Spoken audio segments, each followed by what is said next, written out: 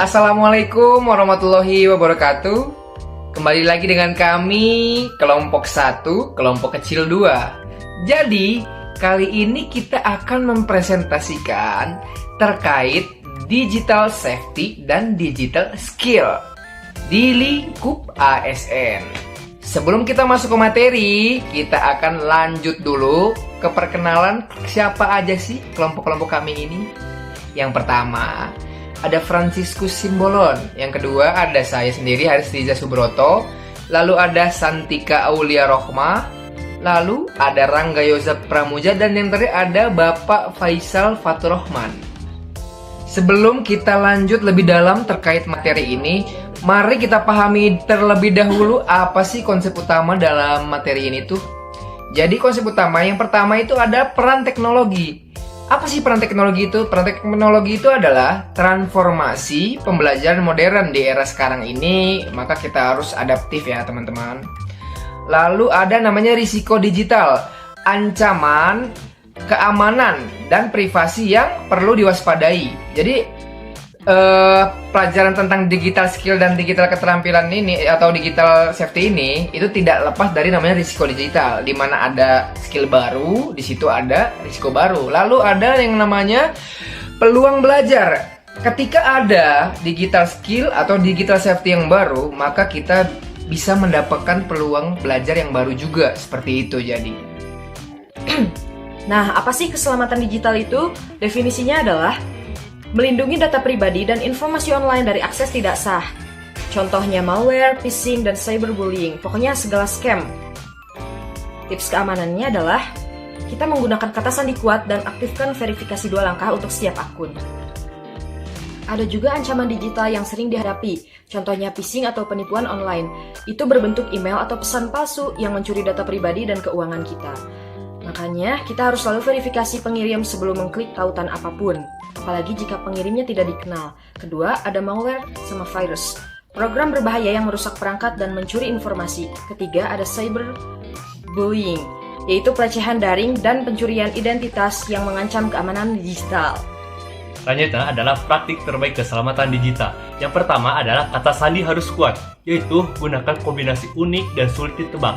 Yang kedua adalah perbarui rutin, yaitu update perangkat dan aplikasi secara berkala. Yang ketiga adalah lindungi privasi, yaitu jangan bagikan informasi pribadi sembarangan. Yang keempat adalah waspada tautan, yaitu hindari klik tautan dan lampiran mencurigakan. Yang kelima adalah perangkat keamanan, yaitu gunakan antivirus dan firewall terpercaya. Yang terakhir ada verifikasi sumber, yaitu pastikan kebenaran informasi sebelum percaya.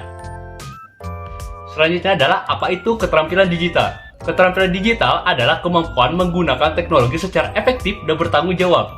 Manfaatnya yaitu mendukung pembelajaran efektif dan kesiapan karir digital. Komponen utamanya adalah literasi media, komunikasi digital, dan pemecahan masalah teknologi. Selanjutnya kita akan membahas keterampilan digital esensial.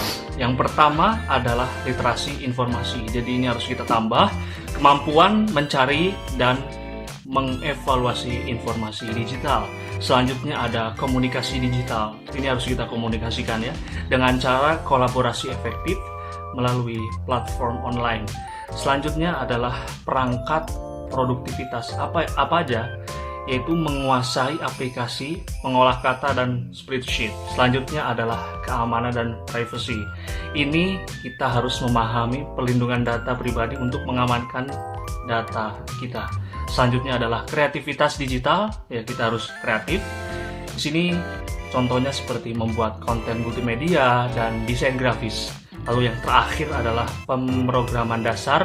Ini memahami logika coding dan computational thinking.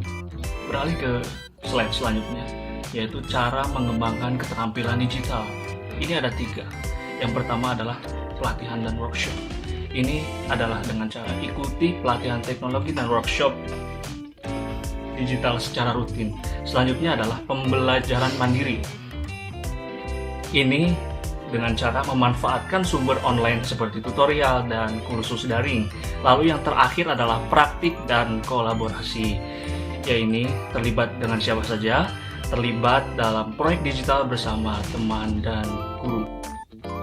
Tantangan dalam keselamatan digital, minimnya kesadaran risiko. Banyak pengguna belum memahami ancaman cyber. Terus ada yang kedua, kurangnya akses teknologi. Tidak sesuai siswa memiliki akses perangkat dan internet yang memadai. Kesenjangan infrastruktur adalah daerah perkotaan dan perdesaan. Perubahan teknologi cepat, kesenjangan keterampilan antar generasi sulit diatasi. Terus kita lanjut ke contoh kasus implementasi di sekolah. Sebuah sekolah menengah di Jakarta berhasil menerapkan program keselamatan dan keterampilan digital yang komprehensif. Hasilnya tingkat literasi digital siswa meningkat 40%. Dalam satu semester insiden cyberbullying menurun drastis. Rangkuman dan rekomendasi, ada 2 poin utama. Keselamatan digital harus menjadi prioritas utama. Keterampilan digital mendukung pembelajaran efektif. Ada juga rekomendasi. Kolaborasi antara guru, siswa, dan orang tua sangat penting. Perlu pelatihan berkelanjutan dan kebijakan sekolah yang mendukung. Sekian dari kami, terima kasih. Assalamualaikum warahmatullahi wabarakatuh.